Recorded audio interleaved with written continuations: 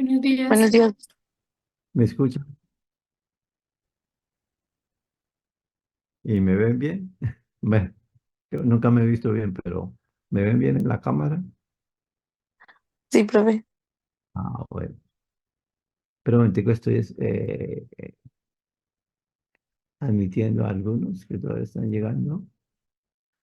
Eh, Perdonen la llegada un poquito tarde, pero estábamos eh, recibiendo a una profesora que vino a visitarnos y entonces me demoré un poquito. Pero bueno, ya nos estamos conectando. Primera pregunta. ¿Recibieron las notas? Sí, Mm, señor. esta tarde voy a estar acá. No sé si alguien quiere venir. Profe, yo me acercaré ¿Quién es? ¿Henry? porque ya hablé con Jenny, yo fui la persona que no le entendí la Sí, letra. sí. A usted fue imposible calificar el examen porque no le entendimos lo que usted hizo, la verdad. Entonces necesitamos mirar. Si yo no quise calificar hasta no hacerle unas preguntas. Vale, listo, sí, señor. ¿A qué horas bien? Pues Jenny me dijo que estaban a las 3, a esa hora en punto estaré allá entonces. Ok, listo. Bueno. Mm, ¿Qué más les iba a decir? Así como de... Bueno, el examen estuvo... Pues yo esperaba un poquitico más nota, le digo la verdad, los resultados. Eh, Creo que alguien sacó 5. Mm. Vamos a estar revisando el promedio, a ver, ahora que este muchacho le calificamos el examen y revisamos un poco más en cuanto estuvo el promedio, porque definitivamente al otro curso sí le fue todavía más mal, y eso que el examen era simplemente de selección múltiple. Entonces, vamos a estar mirando los dos grupos a ver qué vamos a hacer. Bueno, voy a entrar de lleno. Eh, He intentado, la verdad, a trabajar con mi iPad eh, para, para escribir directamente en el tablero del iPad, ¿no? En lo que se llama en la pizarra. Pero he tenido problemas y ya descubrí cuál es la razón. La razón es que eh, el ancho de la banda de la WIS no da. O sea, en otras palabras, la señal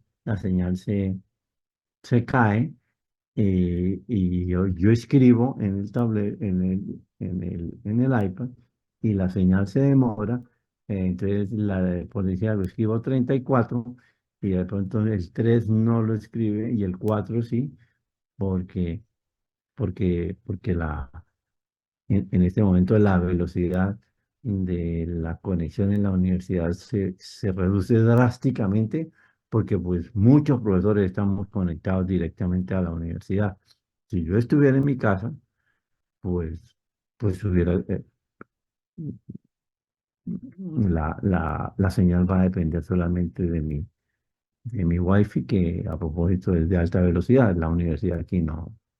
En otras palabras, el sistema que tiene la UIS no da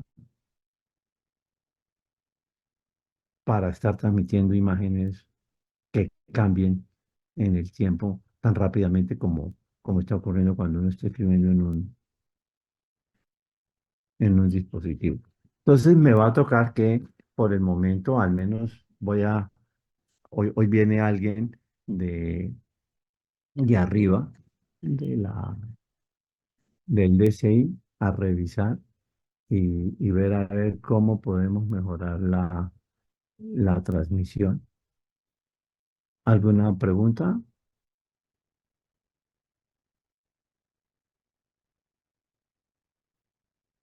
¿Alguna inquietud? Sí,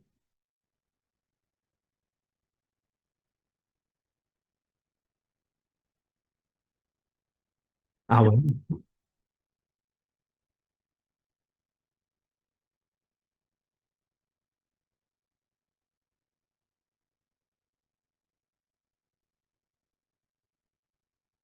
Ah, no, mire, Valentina, ¿cierto? Creo que es la que está hablando.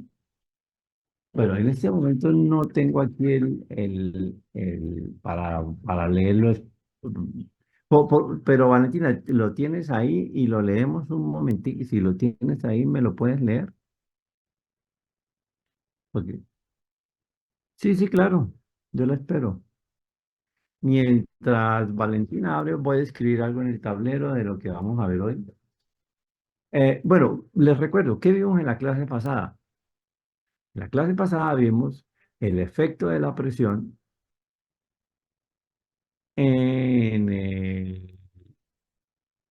para desplazar el equilibrio, eh, para desplazar la reacción a ciertos lados, ¿sí? Y vimos tres casos. Un caso en el cual mm, la reacción se favorece hacia la derecha, que son las hidrogenaciones.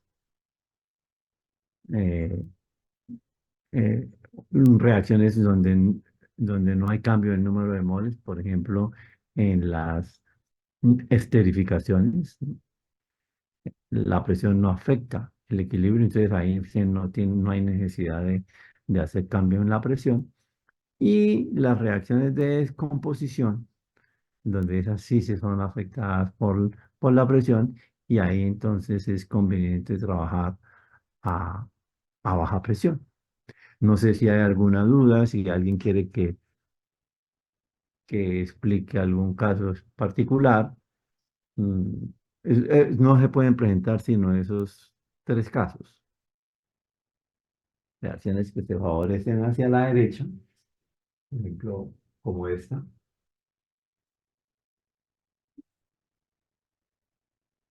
Por ejemplo, esta es la famosa reacción de condensación, donde dos reactivos se unen para formar uno nuevo. Esta, sin lugar a dudas, es una reacción que si usted Si se quiere que la reacción se vaya hacia la derecha, pues a esta sí conviene trabajar a alta presión, porque al aumentar la presión, el equilibrio viene para donde hay menos número de moles, o sea, para C. Esta,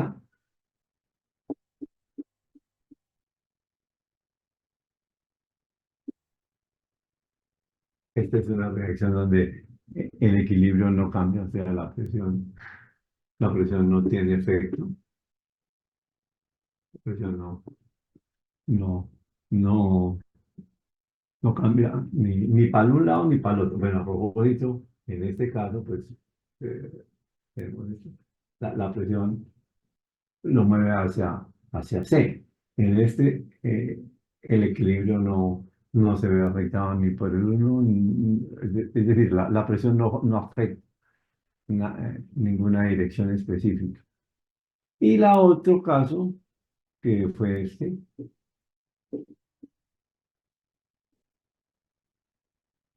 por ejemplo, esta reacción. Lo mismo, bueno, estoy asumiendo que siempre, por ejemplo, voy a poner quiénes son los productos principales. Producto principal, vamos a suponer que el producto principal, pues siempre va a ser de la derecha. Este, vamos a suponer que sea este, que en este sea este, y que en este sea este, por ejemplo.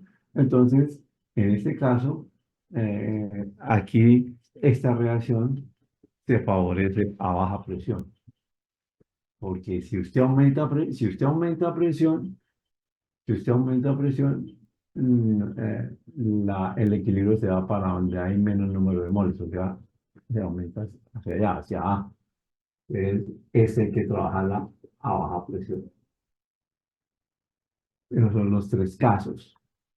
Claro que pueden haber aquí números, o sea, hay que tener cuidado, porque pues simplemente hay que mirar hacia dónde hay, usted tiene que contabilizar las moles. Aquí, por ejemplo, Aquí tenemos aquí tenemos dos, aquí tenemos aquí tenemos una y una. Pues, el número de móviles no cambia, y aquí si tenemos una, produce dos. Entonces, aquí el equilibrio, si usted aumenta presión, se va hacia allá.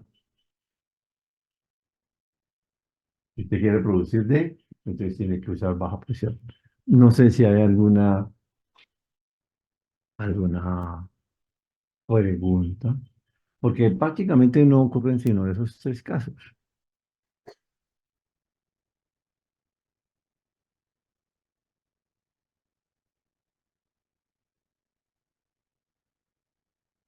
Ven, yo te escribo aquí, que te vea bonito aquí esto. P, aquí vamos a poner una tablita así. Aquí es el tipo de reacción y el efecto de la presión. Estas reacciones reciben un nombre. Esto solamente se llama la reacción de condensación. Esta no tiene nombre. Y esta usualmente es una reacción que usualmente los químicos la llaman una reacción de descomposición. Porque una molécula se descompone en dos, o se parte. ¿No?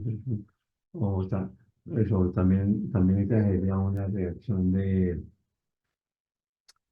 cracking, porque la molécula se parte.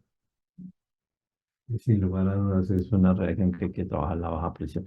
Bueno, hay un comentario, hay alguien que está pidiendo. Es, eh, nosotros creo que en la clase pasada vimos cómo se hace vacío. Usualmente vacío se usan equipos especiales. Las bombas de vacío son muy costosas, entonces en la industria no se acostumbra a hacer eso, sino se usan Venturis, que usualmente trabajan con vapor a alta velocidad, que sale por una tobera, y eso es lo que hace el, el vacío. Pero hay otra manera, que es engañar, se puede decir, a las moléculas. Ah, ¿cómo se puede engañar a una molécula para hacerle creer que está en vacío? Pues podemos adicionar un inerte. Esa es uno de los. O sea, cuando usted quiere, voy a borrar acá.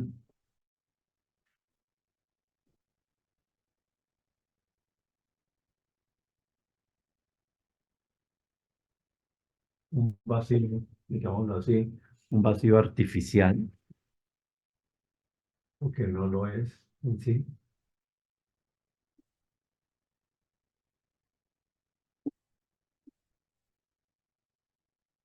¿Y qué consiste? Ahora lo vamos a explicar un poco mejor. El vacío artificial consiste, mm, bueno, digámoslo así, vulgarmente, es como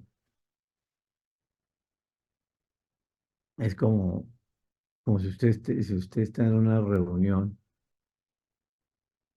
un ejemplo, o que usted esté en una reunión y, y si usted quiere dar la sensación de que hay, de que hay pocas, bueno, o crear la sensación de que hay pocas personas, pues, mm, pues podríamos, por ejemplo, poner estatuas, mm, y hacerle creer a la gente de que hay, de que hay muy poca gente en el salón. Y es cierto, porque al poner las estatuas, pues lo que hace es que el número de personas que puede caber en una reunión, pues se va a ver disminuido. Entonces, me imagino, si poner muchas estatuas en la reunión. Esa más o menos es la misma idea. Si usted quiere hacer vacío en un sistema, es por ejemplo, si yo quiero que la molécula, que la voy a pintar en rojo, que esta molécula crea que ella está en vacío, pues una manera sería esto. que las moléculas estén muy separadas, así sería un vacío, ¿sí? Pero si no es posible hacer vacío, entonces lo que podemos es meter un inerte, que en este caso va a ser en las bolitas azules,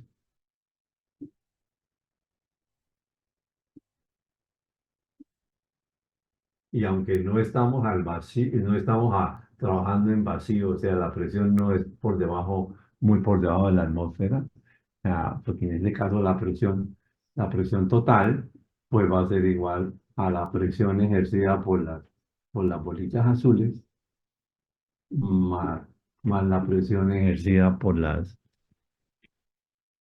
bolitas rojas, por las moléculas rojas, digámoslo así, ¿sí?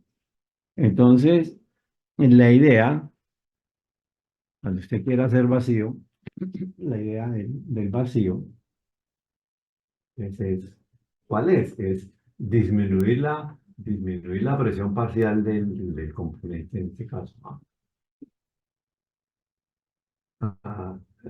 No disminuyendo la presión total, recuerde que es esta fórmula tan importante. Pues no es disminuyendo la presión, sino disminuyendo Y sub A. ¿Y cómo lo hago disminuir Y sub A? Pues agrego un inerte. Y ya, recordemos que vamos a suponer que fuera una mezcla solamente binaria, Y sub A más el inerte, pues sería igual a 1. Entonces, si esto lo subo mucho, pues esto necesariamente tiene que caer porque la suma de las dos tiene que ser 1. Entonces, ese es otro truco. Ese es el truco. Engañar a hacer tratar de, o digámoslo así, sí, engañar a las moléculas haciendo creer que están en vacío, simplemente adicionando un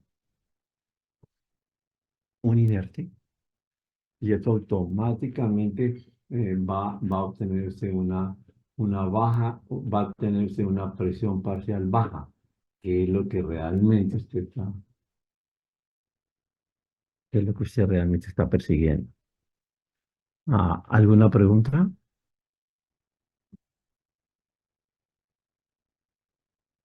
Entonces vuelvo, repito, es crear un vacío artificial que sale barato, porque entonces no hay necesidad de utilizar una bomba de vacío, sino introducir un inerte.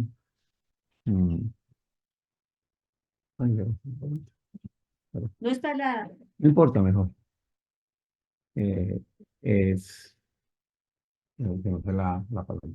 Eh, Sí, el vacío entonces no es hacerlo en forma mecánica, ¿qué es mecánica? Pues forma mecánica hacer vacío pues es extraer y que queden pocas moléculas, sino utilizar un inerte para que se diluya, ese es el concepto, se diluya las moléculas que a usted le interesa y ellas crean que están en vacío.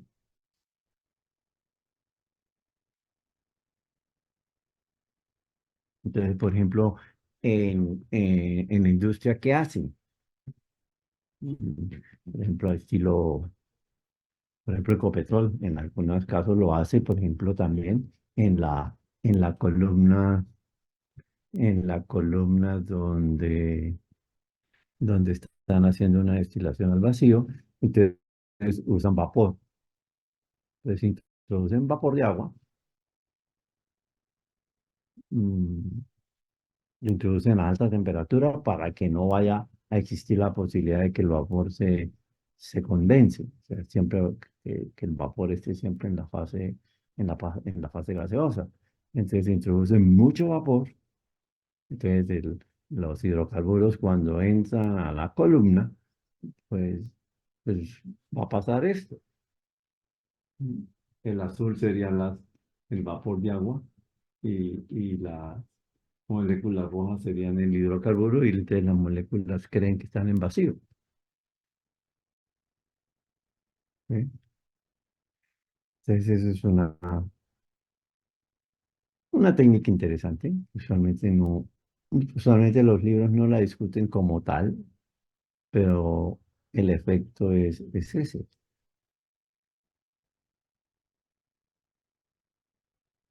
¿Preguntas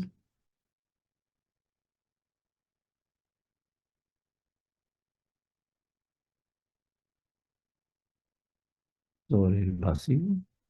Recuerden, hacer vacío real, o sea, hacer vacío real es caro, muy caro. Mm, No está disponible tan fácil en la industria.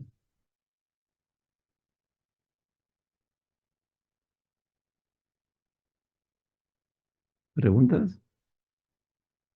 Bueno, mientras, espera un momentico. Un momentico, espéreme. Tengo que hacer algo.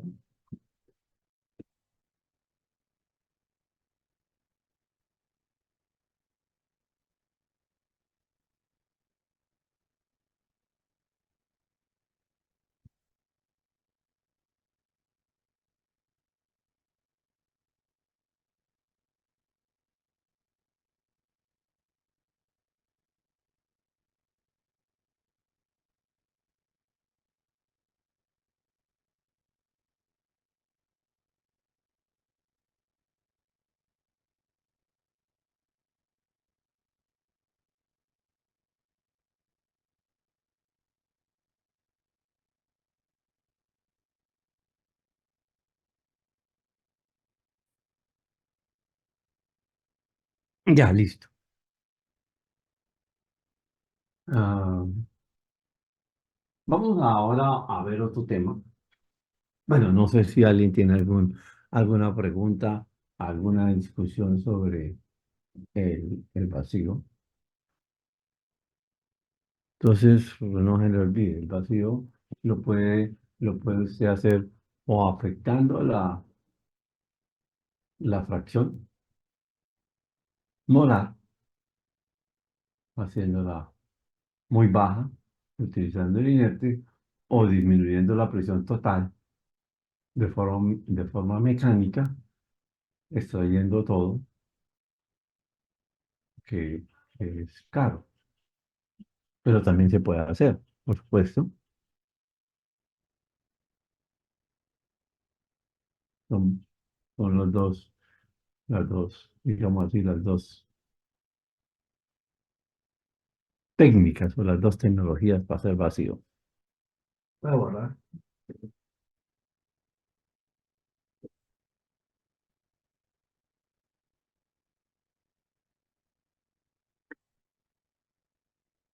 Bueno, hoy vamos a ver también otro tema muy interesante que tiene que, ya no es la termo, la que nos interesa. Recordemos que aquí en la termo, usted jugaba con la presión pues para desplazar el equilibrio para un lado o para el otro. Eh, pero ahora vamos a ver otra cosa completamente diferente. Ya no juega usted con la presión, sino utilizando también, bueno, también un exceso de algún reactivo, pero aquí el efecto es, es cinético. Mm, Vamos a ver eso. Bueno, le voy a dar un ejemplo primero. El ejemplo lo trae el libro.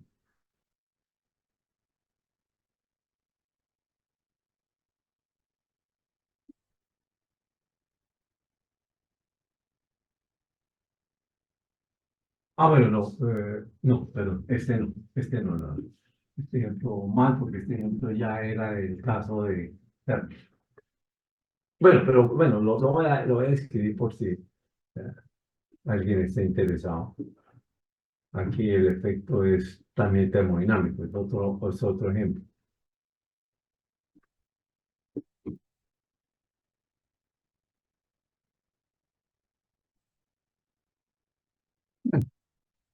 Mm, Esta reacción, ah, yo le sugiero que la revisen, de pronto ustedes, tiene su historia. Este, este compuesto se llama el fosgeno. A uno lo confunde porque alguien le dice a uno fosgeno y entonces uno asume que eso es fósforo, pero no. Fosgeno, fosgeno es ese compuesto, el COCl2. ¿Alguien conoce o ha escuchado o ha leído por qué este compuesto históricamente ha tenido una historial no muy bueno a propósito? ¿Ese no es el gas mostaza, profe? Algo parecido. Eh, no, el gas mostaza es diferente. Venga, ya que usted lo mencionó. El gas mostaza es este. Creo que es este.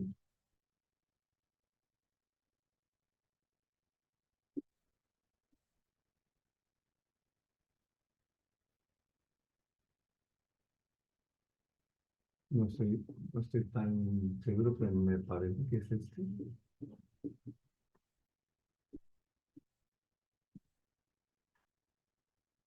Y pues esta molécula, si usted la pinta, esta molécula, si usted la pinta, perdón, este pinta esta molécula es así.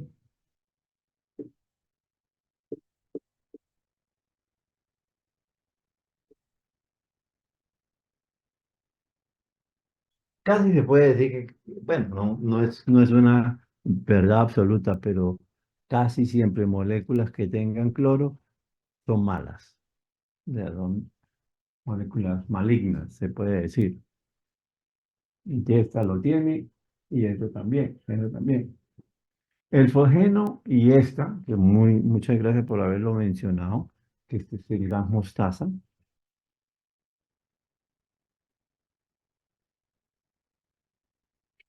Lo llaman así porque supuestamente huele como a la mostaza. Y este fosgeno huele según las personas que han sobrevivido a eso, huele como cuando usted coge paja cuando cortan paja ahí en los campos y lo mojan, ese olor como a pasto mojado, algo así. Ese es el olor del fosgeno. Estos productos se han utilizado en guerras químicas. Se usaron en la primera, principalmente en la Primera Guerra Mundial. En la Segunda Guerra Mundial se usaron, pero ya no tanto. Ah, en la Segunda Guerra Mundial, los alemanes utilizaron el ácido cianhídrico pues para matar judíos. Ah, pero estas sí se utilizaron en forma generalizada para matar gente en forma total, ¿sí? Fuese la que fuese. Eh, pero, pero ¿por qué viene a colación? Usted ya aquí no estamos hablando de cosas, digamos, que destruyen. La idea es, bueno, ver esto como que en la industria, ¿por qué? Bueno, voy a quitar el gas mostaza, pero es una molécula que tiene un historial tan negro como este. A propósito, esto ya no son nada comparado con los gases que se están usando en este momento, que tienen fósforo y tienen cloro, o fósforo y flúor, y eso sí son millones de veces más venenosos que estas gases. Por ejemplo, el gas mostaza se usó porque la persona cuando lo respiraba, de una vez le salían ampollas en toda en todas las vías respiratorias y la persona moría prácticamente ahogada en sus propios fluidos. ¿Sí? Entonces, tuvieron su uso como, como agentes de guerra química. Pero vamos a ver de nuevo este compuesto. ¿Por qué es importante en la industria química? Bueno, de este compuesto que fue el accidente de Bhopal. No sé si alguien de ustedes ha escuchado este accidente. De hecho, yo les sugiero que vean eh, eh, eh, ese, eso está en un programa de Netflix. Mm, mm, el programa al principio fue bueno, pero ya después a mí me parece que se destruyó porque comenzaron a ponerle muchas cosas y, y se perdió el sentido de lo que realmente pasó. Básicamente, este compuesto se utiliza para hacer esto, herbicidas.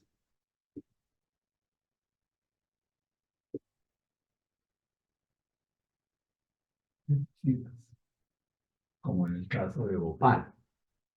Entonces, ese es un caso que ustedes lo tienen que, realmente uno lo debería estudiar, o en algún momento alguien aquí en la universidad o en algún curso se le debería dar al estudiante unos casos de estudiar, porque uno de esos es este Bhopal, perdón, porque, porque representó un hito en la historia. Murieron muchísimas personas, no tanto por el forjeno, sino por un derivado del forjeno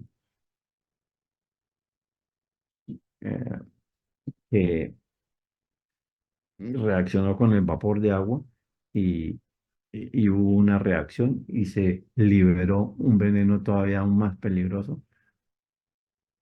Pero un momentico.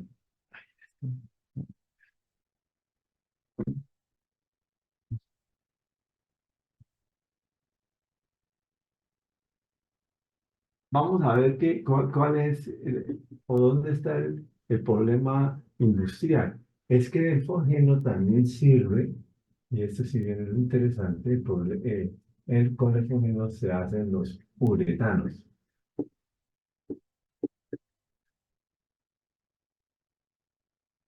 ¿Qué son los uretanos? Los uretanos es un monómero y del uretano salen los poliuretanos,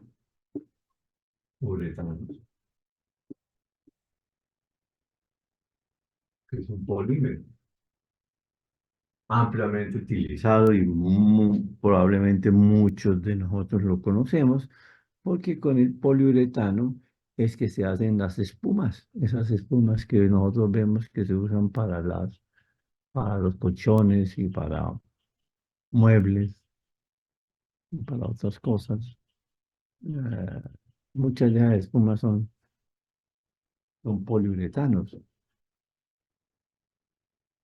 Mm, El material sirve para hacer, por ejemplo, también se lo utilizan cuando están en las cajas, van a envolver cosas en cajas, porque básicamente usted envuelve el producto en un plástico y le echa esa vaina de poliuretano que eso parece como clara de huevo, o así tiene la estructura y después él se solidifica y queda con la forma de lo en donde usted lo introduce. ¿Sí? Eh, entonces, ¿cuál es el problema? El problema es que estos poliuretanos son muy sensibles, o digamos, en la fabricación no puede quedar rastros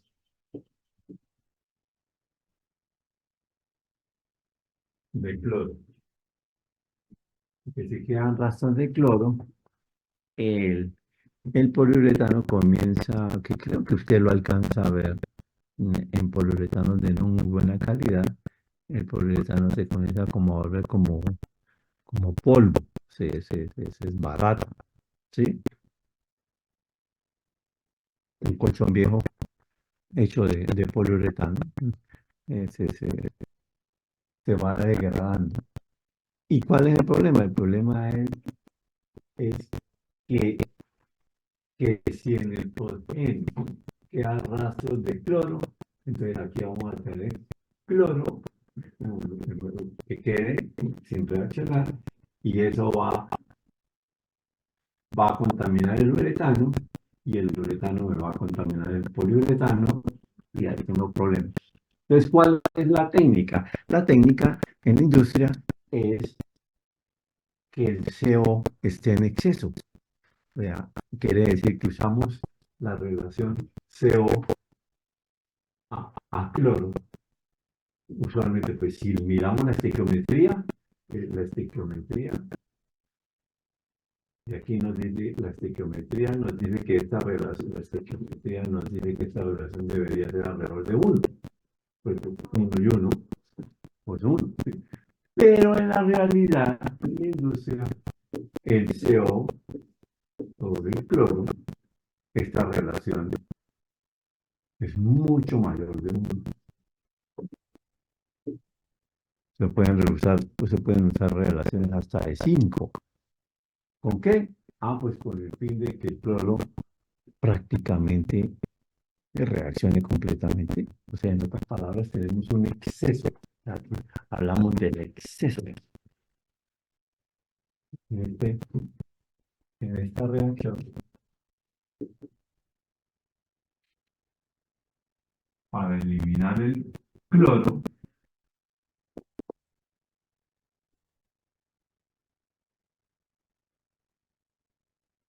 cloro al final, para eliminar el cloro, entonces usamos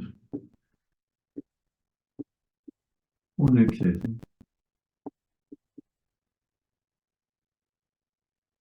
de CO.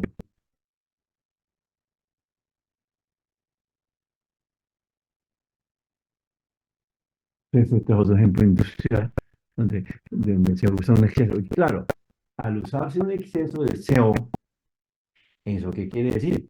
Que este gas nos va a tocar que reciclarlo. Ah, no, en un momento dado, porque está en exceso.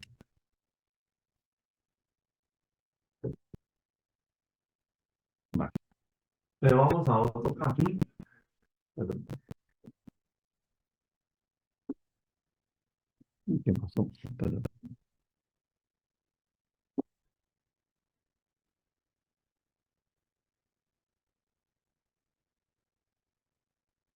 Vamos a ver otro caso interesante que se usa en la industria.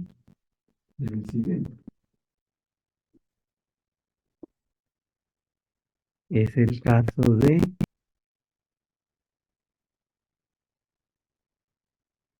eh, por ejemplo, este caso también lo tiene Ecopetrol, el que les voy a mostrar hoy. Este caso, que es el famoso, el 2 creo que es 3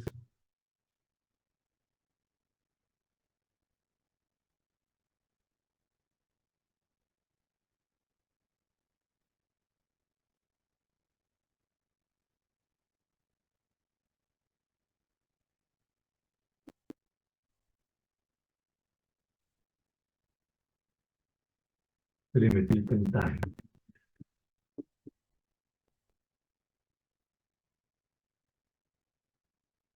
Esta sustancia es muy importante en la industria. Mm, Quizás alguno de ustedes cuando ah, si logra trabajar ahí en Ecopetrol, probablemente eh, lo pongan a trabajar en esta planta, que a veces es muy peligrosa. Ahora vamos a mostrarlo por qué. ¿Qué es este compuesto? Este compuesto, que es un pentano, ustedes son 5 carbonos, y tiene un metilo aquí, aquí, y creo que aquí tiene dos. Eh, ¿Por qué es tan importante en la industria? Porque este es el elemento que mejora el octanaje de la gasolina. De hecho, este compuesto, el octanaje de este compuesto, si usted usara gasolina con puro 2,3,3 metilpentano, el octanaje de esto es exactamente 100, el máximo posible. Bueno, en la realidad es posible obtener octanajes mayores, pero digamos de lo tradicional, y el peor, el que es el cero, es este, que es el heptano, el puro lineal, algo así, 6, 7. Este es el N-heptano. El N-heptano tiene el octanaje más bajo. El octanaje del N-heptano es exactamente el octanaje del compuesto del cero. Es el peor compuesto que usted podría utilizar para la gasolina. ¿Qué quiere decir octanaje? Tal vez algunas personas no conocen ese término. El octanaje es una característica que tienen los combustibles de tal manera de que si el octanaje es bajo, el motor trata de sufrir como explosiones. Y cuando usted utiliza un octanaje alto, entonces el motor funciona pues como debe ser. Y por supuesto, una gasolina entre mejor, entre mayor sea el octanaje, pues mayor, pues, mejor se comporta, digámoslo así, en el motor de combustión. Eso no quiere decir, por ejemplo, no quiere decir una gasolina de 95 de octanaje, va a decir de octanaje, quiere decir que 95 partes son de metano y el resto es pantano. No, realmente lo que hace es hacer comparaciones. Hay una máquina que eso se encarga de hacer esa medición y compara la mezcla que usted tiene con esta mezcla entre estos dos compuestos. Eso ya está estandarizado, eso es así, ya tiene una norma. Entonces usted ya, entonces, por ejemplo, ¿qué quiere decir una gasolina de 95% de octanaje? Gasolina del 95% de octanaje. Ah, pues muy fácil, quiere decir que la octanaje, perdón. Quiere decir que esta gasolina se comporta, la gasolina se comporta como una mezcla, como una mezcla de este compuesto este compuesto para nosotros lo vamos a llamar C8M, perdón, C8 más. No C8M, C8 más, porque tiene 8 carbonos.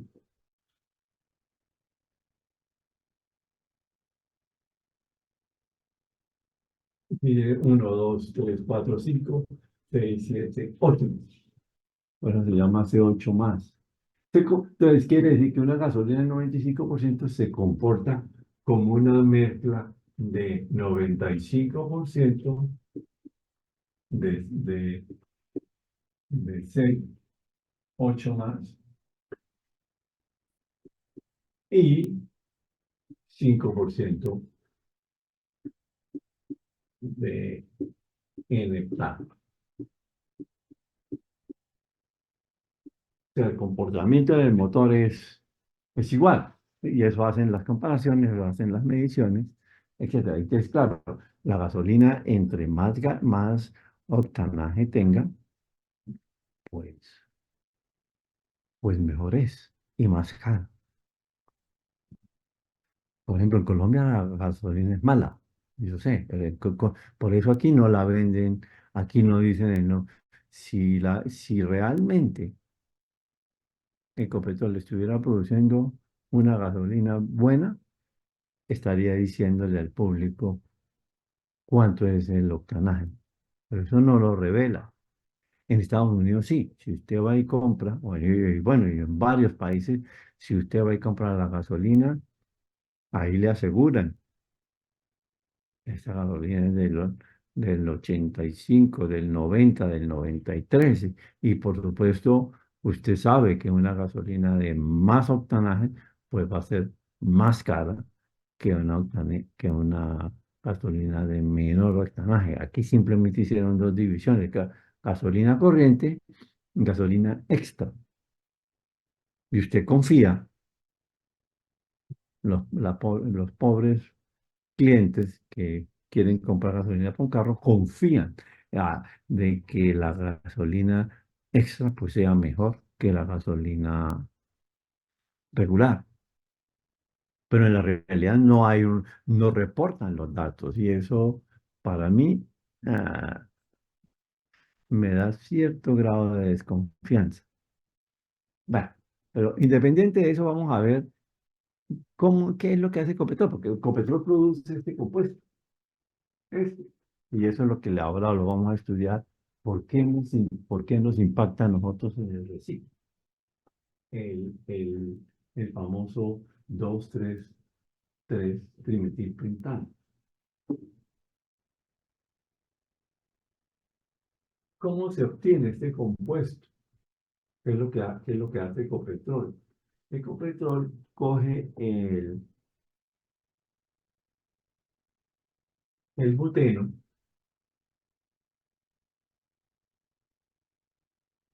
que tiene un doble enlace, el buteno, y lo mezcla con el isobutano, es más o menos así.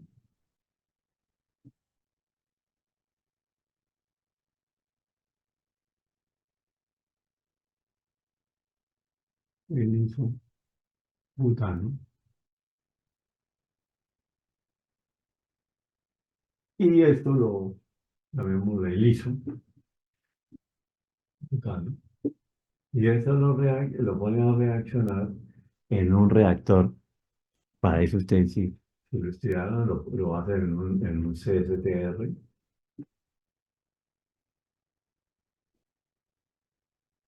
Y utilizan un catalizador. Y aquí es donde viene el problema. Porque el catalizador bueno, hay dos tecnologías del catalizador. El catalizador utilizan el ácido fluorhídrico y en algunos usan el ácido sulfúrico. Y esto cataliza y se produce este compuesto. No lo voy a volver a escribir, vamos a decir que se produce el C8. Eso es lo que realmente dice. Entonces, escribámoslo mejor así. En vez de esto, buteno y isobuteno, escribámoslo. El buteno lo vamos a llamar el C4 con un doble enlace más el iso C4. Y de ahí donde ustedes 4 más 4, pues da 8 carbones. Sea, este es el buteno y este es el isobutano. Y se forma el 2,3,3 dimetilpentano. Hasta ahí todo bien, todo chévere. Pero ¿qué pasa? Bueno, voy a quitar esto aquí. Entonces no se lo olvide. Es un reactor, es un CSTR y el catalizador pues, es un ácido. Puede ser el ácido fluorhídrico o el ácido sulfúrico. Pero aquí esta reacción es interesante porque esta reacción no viene sola. Si fuese así, resulta que este compuesto, si usted lo mira, se parece a este. O sea, este es un iso, se puede decir. O sea, aquí, digámoslo aquí, sí, tiene más o menos la misma estructura de esto, porque esto es... eh,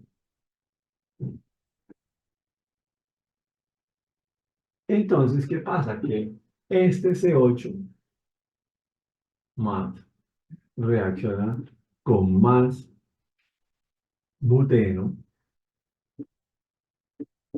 y forma, entonces se suman los carbonos y entonces forma un compuesto del C12, que también es un iso, o sea, quiere decir que es una cadena ramificada, así como lo es el, el 2,3,3 dimetilpentano. ¿Sí? Pero aquí viene lo interesante. Esta es la molécula deseada. Aquí la voy a poner en rojo. Este es el producto principal que usted quiere producir es este. Este es nuestro producto principal. Estos serían los reactivos. Y este es el indeseado. El C8 ya no sirve. ¿Por qué? Porque, porque, porque para un motor, un hidrocarburo del C12 ya es muy pesado. Entonces ya no se quema tan bien en el motor del carro. En un motor del carro, lo ideal es estar aproximadamente el intervalo es muy angosto, está entre un C7 y un C9. Menos de C7 no es bueno, porque entonces la gasolina se evapora mucho. Y más de C9, entonces es muy pesado. Entonces ya no se comporta bien en el, en el motor. Entonces el intervalo es relativamente angosto entre esos dos es el óptimo. Ah, entonces este es el indeseado. Este no es el indeseado. Entonces, ahora en sí, les hago una pregunta. Bueno, esta es la estequiometría. Entonces, la pregunta que hago ahí es, ¿habrá que usar algún exceso de alguno de los reactivos de tal manera que yo favorezca la primera reacción, pero no favorezca la segunda reacción?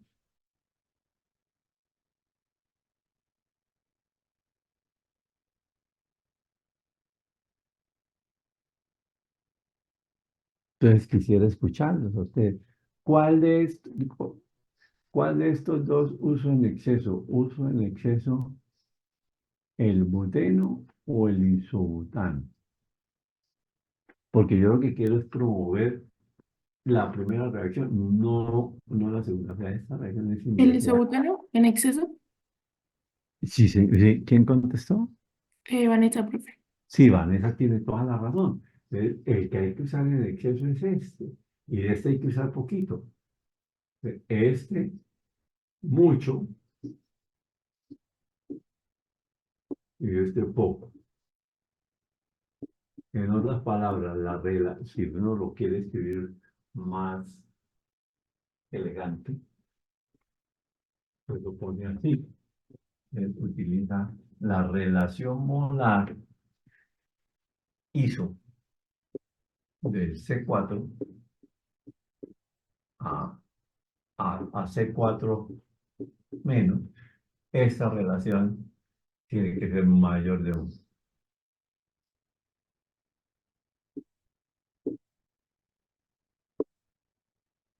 ¿Por qué? Porque usted quiere favorecer esta reacción.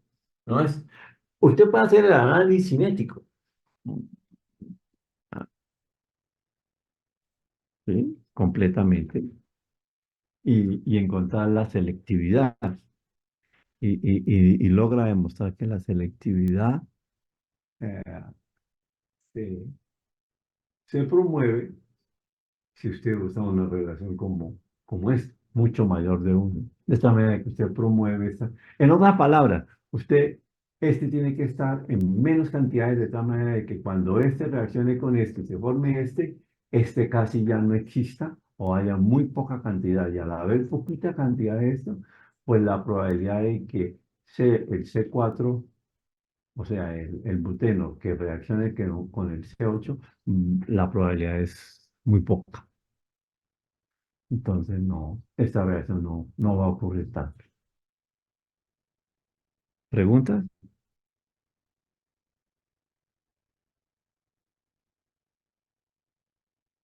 Esa es la técnica eso es utilizar un exceso, aquí esto es lo que llama, usar un exceso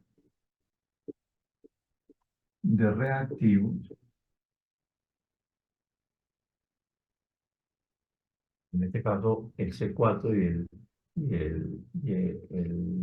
C4 más y el C4 ah, con doble enlace, son reactivos. Entonces, es usar un exceso de un reactivo, exceso de reactivos, para alterar la selectividad.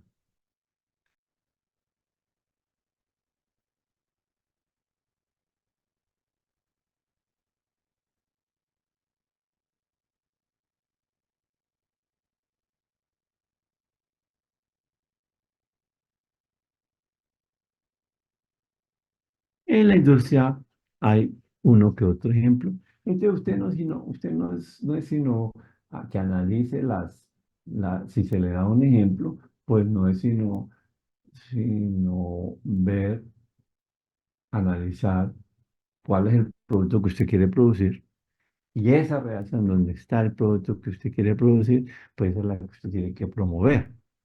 Entonces, claramente aquí, este es el que tiene que estar en mucho más cantidad para que no se dé la segunda reacción. Porque este sí. En otras palabras, si usted llega a usar un exceso de, del buteno, pues entonces eh, aquí va a reaccionar muy bien. Pero como sobra tanto de este, que usted está utilizando un exceso de este compuesto, al tener bastante buteno que sobre, pues va a reaccionar con el C8 y usted va a perder el producto principal que usted quiere producir.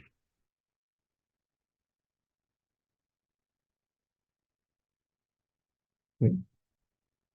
Bueno, ahora, un comentario. ¿Hay alguien? Espera un momentico. Comentario. ¿Por qué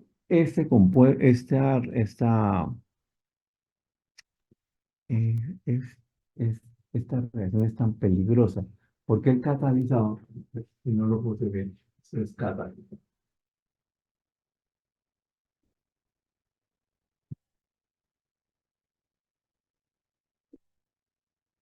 Mm, La, l- la tecnología inicialmente utilizaba el ácido fluorhídrico, pero el ácido fluorhídrico es muy peligroso y entonces han ocurrido muchos accidentes en varias refinerías en el mundo donde han muerto muchos trabajadores e ingenieros también, a propósito. Entonces, la nueva tecnología, que creo que fue lo que hizo Ecopetrol, tenía esta tecnología y la está modificando, o creo que ya la modificó. eh, Ahora la aceptada es trabajar con ácido sulfúrico, que bueno, sigue siendo peligrosa, pero es menos peligrosa que el ácido fluorhídrico. Ustedes dirán, bueno, ¿y por qué? ¿Qué tiene de peligro el ácido fluorhídrico? Es un ácido muy peligroso. Si a usted le llega a caer ah, ácido fluorhídrico en la piel, no quema tanto, quema un poquito, pero no tanto. Pero ¿cuál es el efecto? El ácido fluorídrico penetra en la piel, se difunde a través de los tejidos y, y entra al hueso. Y este ácido fluorídrico tiene la propiedad de disolver el calcio. O en otras palabras, disuelve el hueso. Y eso, por un lado, es supremamente doloroso. Dicen por ahí la gente que ha experimentado eso, que es de los dolores más intensos que puede aguantar el ser humano. Y adicionalmente, el hueso lo va a comiendo y como es un solvente, él se come el hueso, se come el hueso y, y las consecuencias médicas son terribles. Por ejemplo, en Estados Unidos, yo me acuerdo, eh, yo tenía que llenar un formato, cuando estaba trabajando en el laboratorio, nosotros teníamos que llenar un formato especial cada vez que trabajábamos con ciertos compuestos peligrosos. Y yo trabajé con el bifenol A, que creo que esa fue la pregunta del examen. Y el bifenol A es cancerígeno. Entonces yo tenía que llenar un reporte. Pero este compuesto yo lo vi en la lista. Si ese compuesto alguien lo quería utilizar, eso tenía que pedir un permiso especial. Tenía que venir alguien de seguridad y y revisaban cómo se iba a utilizar, quién lo iba a utilizar, qué en cantidades se iba a utilizar, si se tomaban todas las medidas especiales y si la persona utilizaba un vestido especial, una, prácticamente la persona estaba totalmente recubierta con un uniforme de plástico que lo aislaba completamente para que no tuviese eh, la posibilidad de que entrara una gota con una gota. Con una gota es suficiente para hacer un daño casi que mortal. Bueno, ¿alguna pregunta sobre este caso? A propósito, muy estudiado o muy importante en la industria química y que en Colombia lo tenemos. Entonces, este proceso lo tiene Ecopetrol.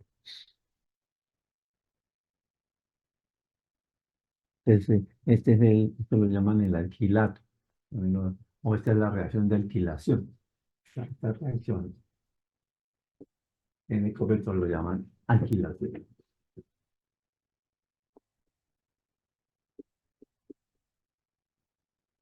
La alquilación. Aquí, esta es la E.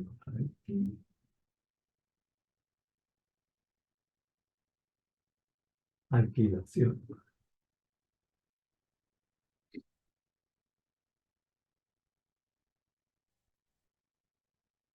Entonces ahí ustedes comienzan a entender también de por qué no es a veces conveniente, y no lo hay en este momento, que unos estudiantes vayan a visitar una refinería, porque una refinería es un sitio muy peligroso. Mm, Calor, temperatura, presión, hidrógeno, ácido sulfúrico, ujú, y cosas más que, que no es bueno que una persona que no haya recibido entrenamiento esté haciendo una simple visita a una planta. Eso no, no es conveniente. Entonces no se sientan mal, en otras palabras, si igual algunos de ustedes dicen no nos han dejado ir a conocer la refinería y es que no, por seguridad no se puede. ¿Preguntas?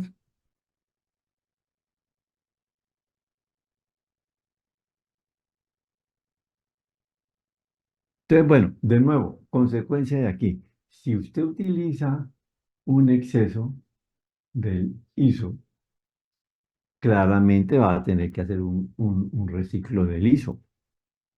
Porque si esto está en exceso, por decir algo, si usted usa, vamos a suponer que usted use una relación no de mayor de uno, vamos a suponer que use una relación de 5. Entonces, que mm, meta 5 moles, que por cada mol de buteno meta 5 moles de ISO. Ah, bueno, pues si fuese casi que estequiométrico, pues se reaccionaría prácticamente todo, y de las 5 pues van a quedar 4. Y bueno, ¿y usted qué va a hacer con esas 4 moles que le quedan? No las va a botar, pues tiene que reciclar.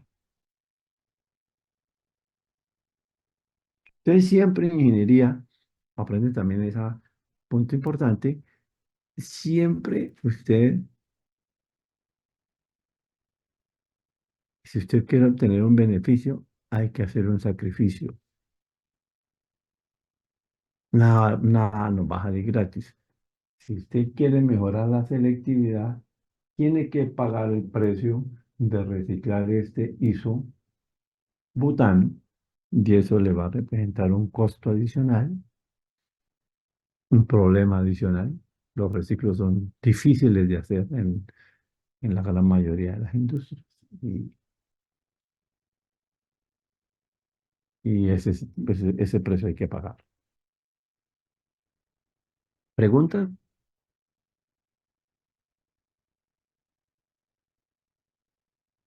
No, señor. Bueno, aquí terminamos el tema de reciclo, ya no hay nada. Bueno, mentira, el tema teórico, pero hay un tema adicional de los reciclos. Voy a explicarlo, y vamos a ver uno de los temas más importantes en el área de los reciclos. ¿Cuál es?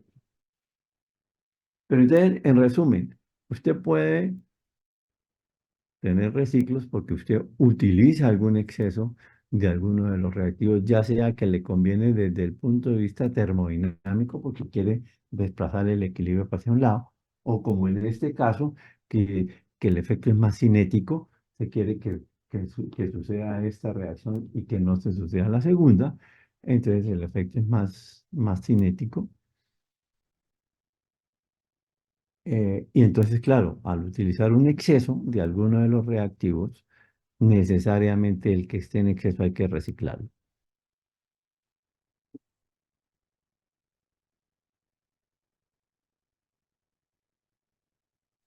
Bueno, y ahora vamos a un tema muy, muy interesante.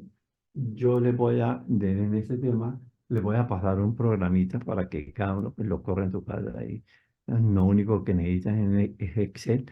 No sé cómo se lo voy a hacer llegar, si de pronto subirlo, no sé si se podrá subir a la plataforma de Moodle y ustedes descargarlo. Voy a preguntarle a Jenny a ver si se puede hacer eso, que es un programa que está escrito en Excel.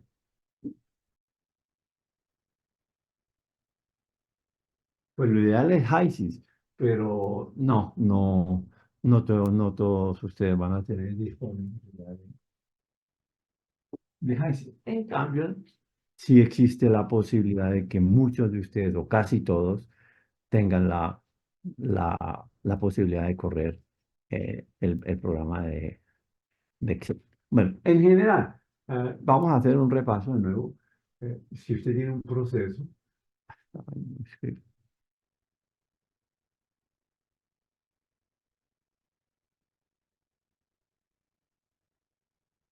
si tiene un proceso,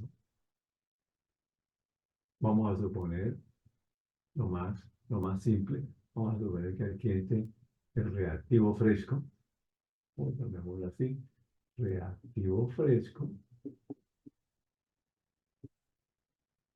Recuerden ese término, fresco significa el reactivo que entra al proceso.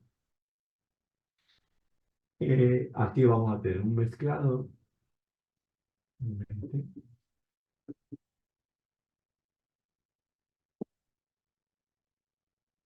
luego usualmente pasa a un reactor. Claro, no vayan a creer ahora que todos los procesos son así. Lo que pasa es que este proceso lo voy a dibujar así porque pues es, es como el más fácil de estudiar, pero lo que usted aprende acá lo puede después aplicar para un caso más complicado. Tenemos un reactor.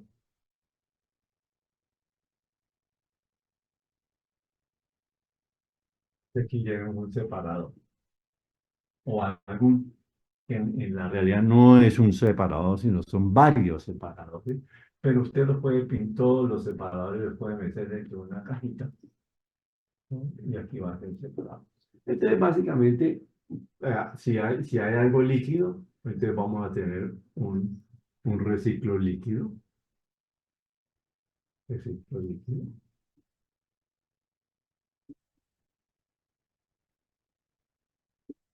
como lo que ya habíamos revisado. Ahora, los reciclos líquidos son fáciles porque usted necesita una tubería y lo único que realmente usted necesita ponerla por acá puede ser una o varias bombas.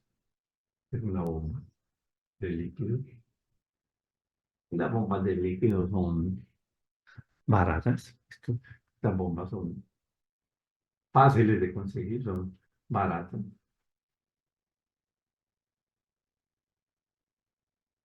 fáciles de conseguir.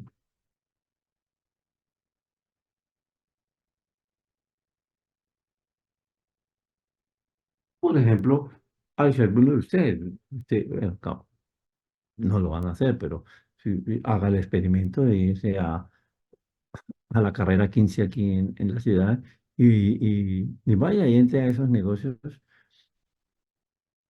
que venden, venden productos hidráulicos, tuberías. Usted diga, "Ole, yo quiero comprarme una bomba", y una vez le van a decir, sí, claro, ¿cuántos caballos quiere? Usualmente eso es lo que le pregunta. El, ¿Qué potencia, en otras palabras, quiere la bomba? ¿Y cómo la quiere? ¿La quiere centrífuga? ¿La quiere no sé qué? ¿La quiere...?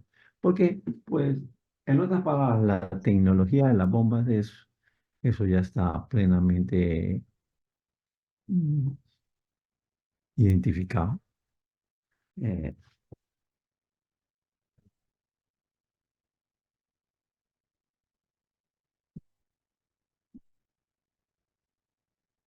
por ejemplo, yo les recomiendo, este libro es muy bueno.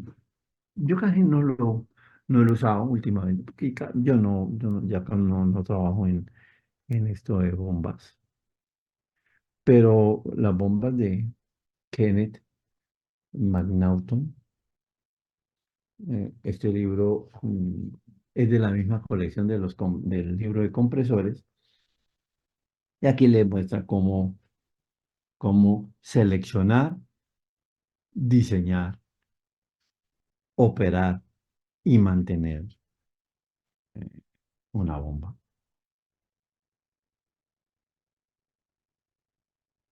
Algo de eso ustedes tuvieron que haber visto en, en- en la materia de fluidos. Luego, esto, digamos, de bombas es algo ya ampliamente conocido. Tienen a su disposición muchas información, tanto en libros como en internet, sobre cómo diseñar bombas. Eh, las bombas son dos cosas que se tienen que reportar: la caída de presión, el flujo y, por supuesto, eh, el- la potencia.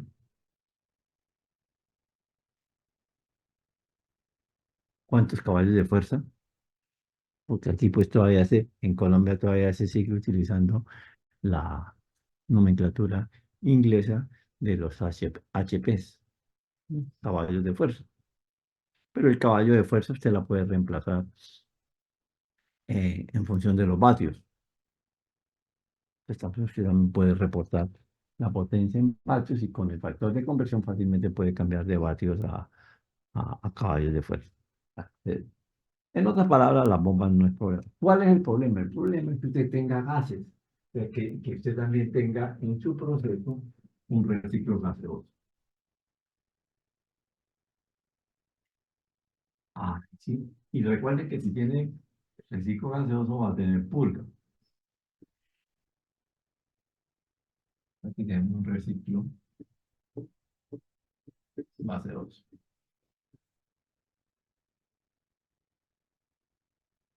Para tener ese reciclo gaseoso, usted aquí sí no va a necesitar una bomba, aquí va a necesitar un compresor. Y vamos a suponer que lo estamos hablando en este sentido, el compresor usualmente lo puede poner acá.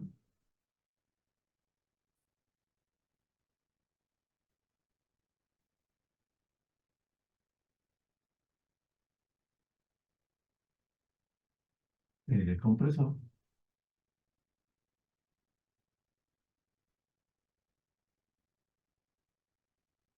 El compresor.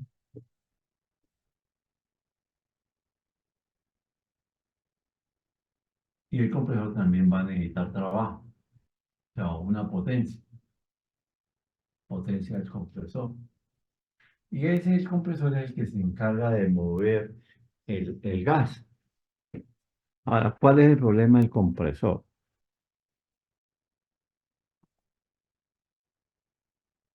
Bueno, primero, los tipos de compresor.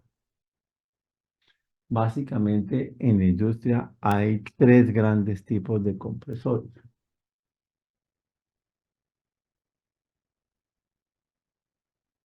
Compresores son básicamente tres importantes. Hay varios, pero vamos a ver principalmente esos tres nomás, porque eso ustedes tienen una idea bastante eh, cercana a cuáles son los compresores que se usan.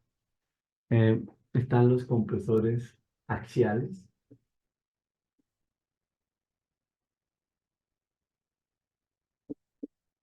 están los compresores centrífugos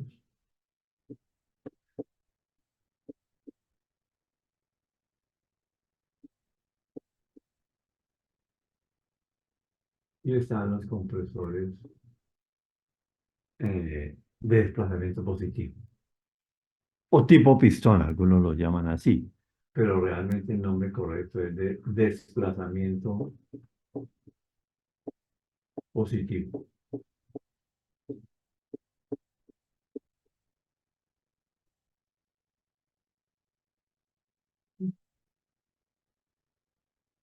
Bueno, ¿qué es entonces vamos a ver los compresores.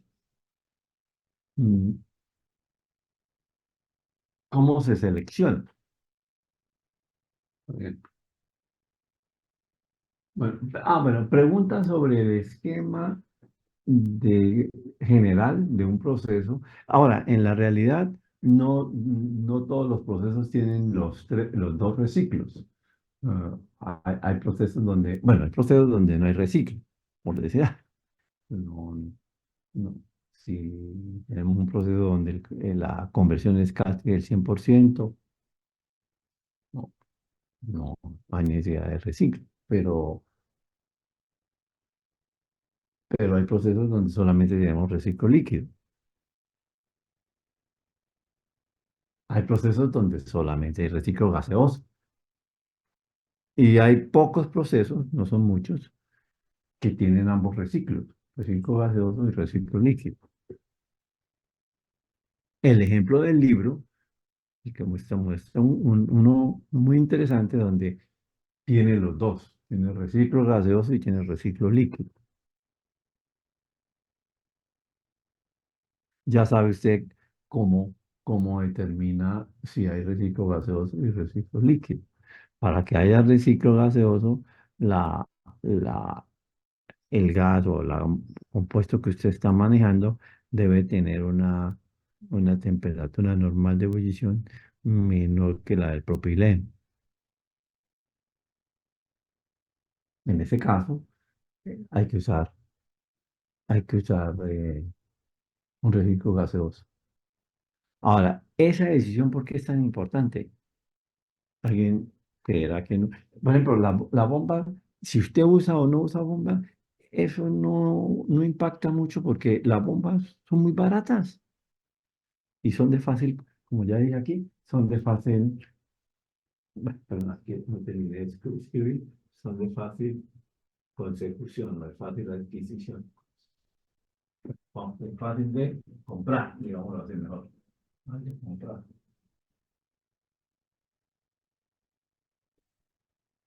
Y también fáciles de operar.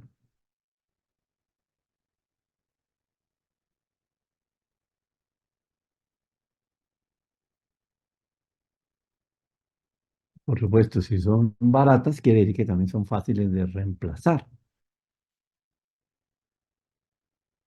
Ah, pero un compresor, si no. ¿Cuál es el problema de un compresor? Bueno, el principal problema del compresor es muy costoso. De hecho, es quizás el equipo, es uno de los equipos más caros que puede tener una industria química. Un compresor tiene un alto costo.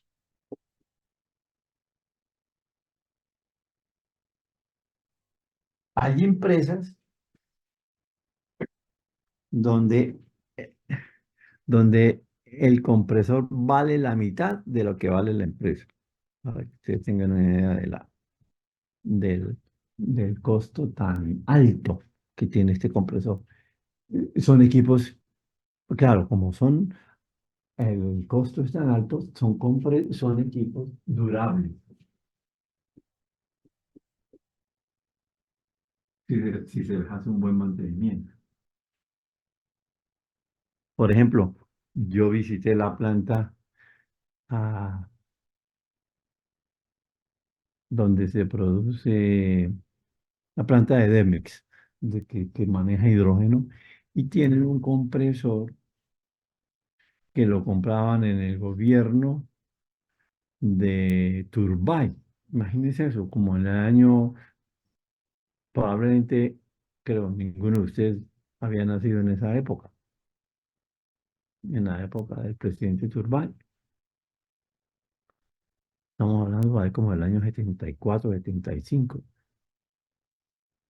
cuando se hizo esa reforma en Ecopetrol que muchos conocen como la planta de balance. Ujú. Y yo conocí el compresor de esa época. No sé si todavía está disponible, yo lo conocí hace aproximadamente 10 años. El compresor estaba funcionando perfectamente. Eh, y son muy, como son costosos, y entonces eso no se lo sueltan a cualquier persona. Entonces, por ejemplo, casi siempre un ingeniero químico, si va a entrar a una planta que, que tiene un compresor, primero lo entrenan en otras cosas y que conozca otras partes del proceso, y poco a poco le van dando, le van dando entrenamiento, y también le van dando pocas responsabilidades, y a medida le van dando más y más y más a medida que pasan los años, hasta que ya logra usted, digamos, ser, como decir, el ingeniero jefe que domine, o que maneje el compresor. Que eso no se lo van a forzar a cualquiera, debido a su costo tan alto. Entonces son caros. Entonces, lo primero que usted tiene que tener muy presente. Y esa decisión, que si usted tiene o no tiene compresor en un proceso, altera radicalmente la parte económica del proceso, debido a su alto costo. Ah, bueno, esa es la idea principal. Bueno, ya casi ya. Vamos a ver los tipos de compresores. Bueno, ¿alguna pregunta? ¿Tienen claro la idea de por qué es importante tomar la decisión? Entonces es muy importante, repito, muy importante en un diseño, en un proceso, el hecho de si tiene o no tiene compresor. Voy a borrar aquí. No sé si escribieron. este esquema.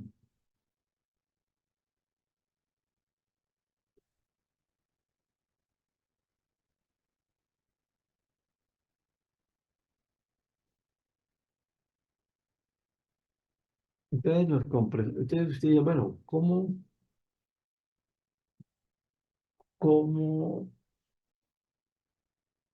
selecciono? Pues la primera pregunta es la selección. No es complicada, a ustedes les parezca raro, no es complicada hacer la selección, porque hay unas curvas especiales donde aquí se pone el flujo manejado, usualmente en ingeniería el flujo se representa por Q punto, o sea, este es el flujo volumétrico, o también puede ser flujo másico, pero casi siempre lo representan aquí el flujo volumétrico. Y aquí representan eh, pueden representar la caída de presión o en compresores también se puede utilizar la relación de compresión. ¿Qué es eso? Es una de las variables más importantes en un compresor. La relación de compresión es simplemente, bueno, voy a volver a dibujar aquí el compresor, pero lo voy a dibujar ahora al contrario como lo dibujé. Así, esta es la entrada, esta es la salida. El compresor se representa como un tronco de una pirámide y el lado más pequeño, o sea, este lado, es donde está la mayor presión. O sea, si aquí tenemos P1 y tenemos P2, eh, suponemos que P2 siempre va a ser mayor que P1. La descarga es esta, que va a ser de mayor presión. Entonces, esta línea va a ser más pequeña que esta. Sí, sí. Si no, pues si usted está haciendo el diagrama en otro sentido, pues lo tiene que dibujar de acuerdo a esa, digamos, a esa regla. ¿Sí? Siempre el sitio donde tenga la menor presión es el lado más pequeño. Y la relación de compresión es precisamente la relación entre las presiones, ¿ya? La presión de descarga, sea P2 sobre P1. Esta es la famosa relación de compresión.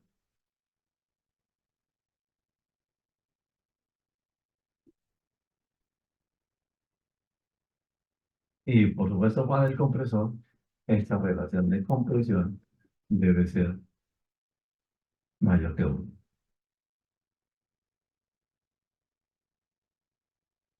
Entonces usted aquí usualmente o pintan la relación de compresión o pintan también la caída de presión, o sea, el delta P, o sea, la diferencia entre la P2 y la P1. O, no quiere decir que... Entonces, los compresores axiales están aquí. Son compresores que usan poca presión, pero usan bastante flujo. Entonces están por acá, en esta zona. Aquí están los axiales. Vean, esto, esto.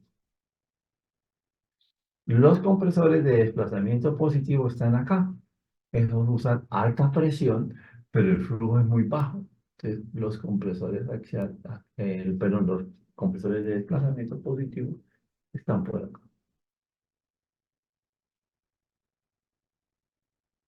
Y estos, los centrífugos, están por acá.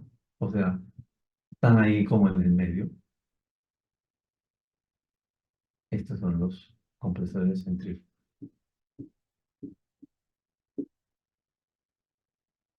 Entonces, usted puede entrar a las gráficas y mirar eso ya las hay. Entonces eso no, para nosotros no, para ustedes no va a ser ningún problema seleccionar el compresor. Bueno, a propósito, ¿cuál es el más común? El más común en ingeniería química siempre van a ser los centrífugos. O sea, estos son prácticamente el 90% de los compresores en la industria química son centrífugos, son los de mayor uso. Venga, les muestro, voy a ver si la encuentro por acá, la gráfica donde se muestra la selección de los compresores. Y ustedes ahí pueden darse cuenta que no es algo tan complicado.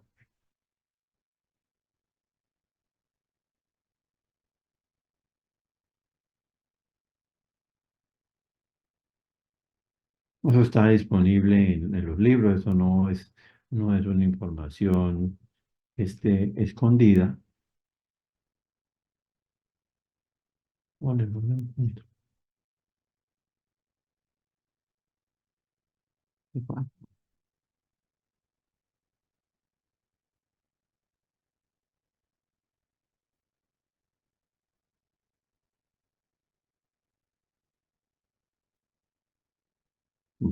Voy a tener problemas para encontrar la gráfica, pero si no la encuentro en esta última pasada, yo se las muestro en la siguiente clase. No, no la encuentro. Yo sé que está aquí en este libro. Bueno, no, mira, aquí ya está. Más o menos las gráficas están, claro,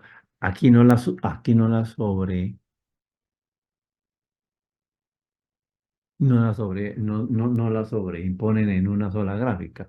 Aquí están en este lado, en este libro, están los diagramas donde las regiones en las cuales se recomienda el compresor. En este caso, el eje, el eje X es el flujo. Usualmente es el flujo a la entrada. Este flujo es a la entrada. O sea, aquí,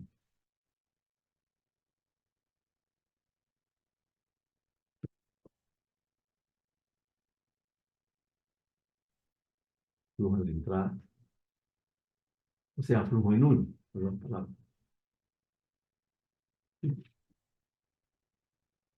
Y en la Y aquí, por ejemplo, esta gráfica dibuja es la presión de descarga, ni siquiera es, sino usan el P2, la presión de descarga. Pero yo he visto otras que sí utilizan la relación de compresión o utilizan la caída de presión, que utilizan un P2. Esa es la gráfica que está aquí. Están acá, no la pueden ver. Claro, están dibujadas en forma individual, entonces no. No, no están todos en la misma gráfica como si los tengo aquí. Mm, Ustedes dirán, profesor, pero creo que la gráfica usted tiene cuatro. Usted no nos está enseñando sino tres. Sí, es cierto. Aquí hay cuatro tipos de, de compresores porque no vamos a ver los compresores en espiral, que son estos que están acá. Este compresor no es de nuestro interés. ¿Alguna pregunta?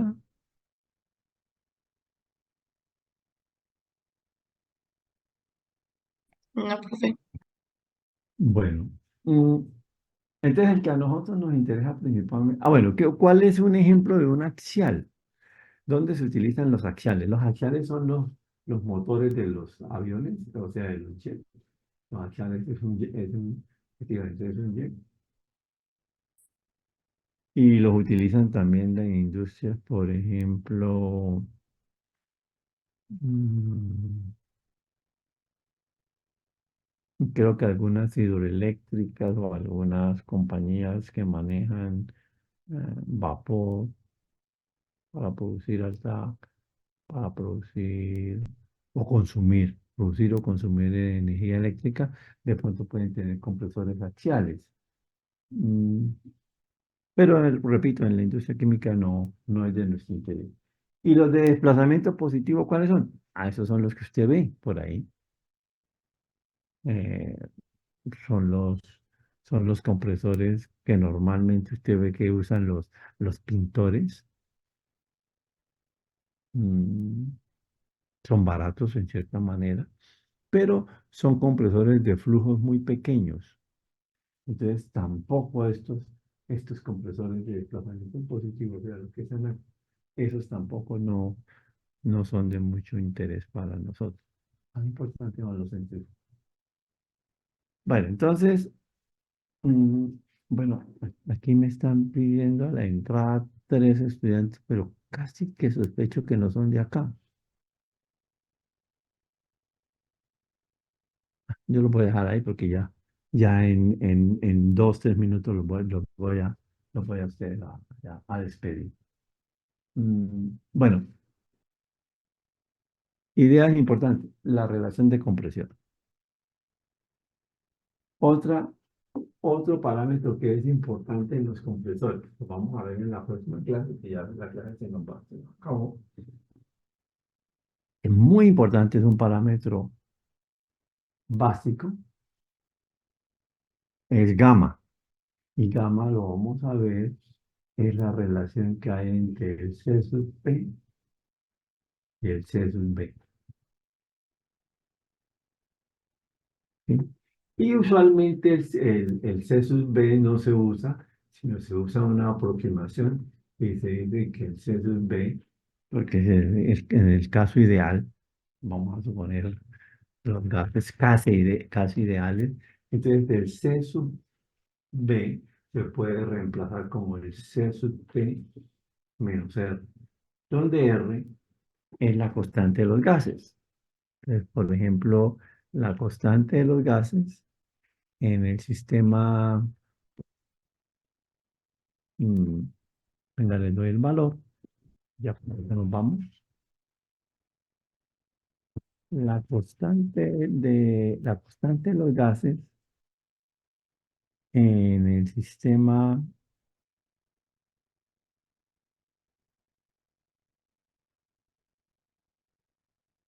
inglés es 1986. ¿Cierto? 986. Las unidades para que queden correctas son BTU, libra, mol, grado, Fahrenheit.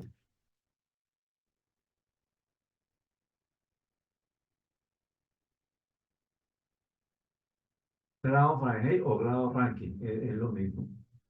Después vamos a demostrar por grado, por grado Fahrenheit o por grado Rankine. En en el sistema internacional de medidas, eh, R, bueno, el que casi todo el mundo usa R es 0,082 litros por atmósfera sobre grados Kelvin por mol. Ustedes recordemos dos parámetros importantes que en la clase entrante les vamos a enseñarlos a calcular. Bueno, la relación de compresión es fácil porque casi siempre cuando se diseña un compresor se dice a cómo es, a qué presión disponemos el gas y a qué presión lo queremos llevar. Y en el caso del gamma, vamos a tener información del C sub P, porque eso se consigue en los libros de termodinámica y gamma, pues lo podemos calcular fácilmente como C sub P dividido entre C sub P menos R. Aquí se cumple o la aproximación que se usa es que el C sub B se puede aproximar nuevamente hasta esos términos se dan. Entonces, básicamente, el parámetro que realmente se necesita es el CSP. Bueno, muchachos, creo que lo voy a dejar porque ya están pidiendo entrar quizás otro grupo y por eso veo tanta gente lista para entrar. ¿Alguna pregunta? No, señor profe. Bueno, cualquier cosa se me había olvidado. Si tienen preguntas específicas, me las pueden hacer por WhatsApp. ¿Tienen mi número? No, Pero señor. si me hacen alguna pregunta, por favor pongan síntesis, el encabezado, ¿no? Para yo identificarlos. Si no tienen mi número es 301-720-5202.